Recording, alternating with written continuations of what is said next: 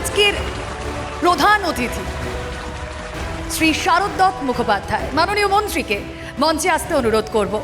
একটু জোরে হাততালি হোক, কারণ তিনি নিজেও একজন চিকিৎসক এবং তার চিকিৎসায় সমাজ সুস্থ হয়ে ওঠে।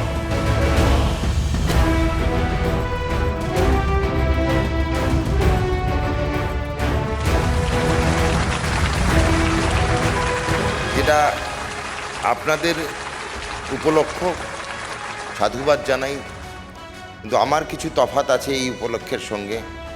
আমরা প্রত্যেক দিন যখনই আসি স্বাস্থ্য কনক্লেভে, হয় সংবাদ মাধ্যম বা সংবাদপত্র বা অন্য কোনো অ্যাসোসিয়েশন বা কমিটির তরফ থেকে প্রচুর জায়গায় আমাকে পুরস্কার দিতে ডাকা হয়।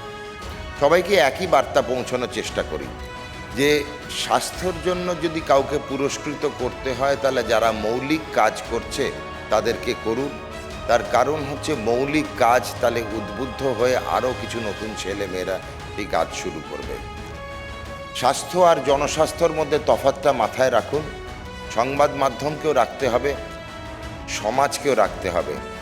স্বাস্থ্য পরিষেবা দেওয়া আর জনস্বাস্থ্য পরিষেবা দেওয়া দুটোর মধ্যে ছোট্ট একটা তফাৎ।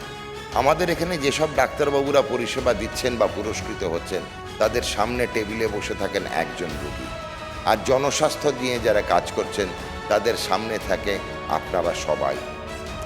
খালি একটা রোগীর জন্য যারা লড়ে তারা পুরস্কৃত হয়, কিন্তু যারা আপামর জনগণের জন্য লড়ছে, দৈনন্দিন জীবনযাত্রার আমাদের আশাকর্মীরা, আঙ্গনবাড়ি ওয়ার্কাররা, ICDS-এর ওয়ার্কাররা, যারা ভ্যাকসিন ক্যারিয়ার, ভাবুন এই সব কর্মচারীদের কথা যারা দিনের পর দিন নিজের শরীরের ঝুঁকি নিয়ে, নিজের সমাজের কাছে নিজের পরিবারের ঝুঁকি নিয়ে, যে রাতও ফিরতে পারে না অনেক সময়, তাদের কিন্তু সমাজ দেয় কত?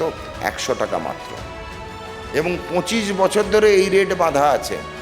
আজকে যদি আমরা নীরব থাকি তো আমরা নীরব আছি এদের জন্য। অনেক ধন্যবাদ। সবাই সুস্থ থাকবেন, ভালো থাকবেন।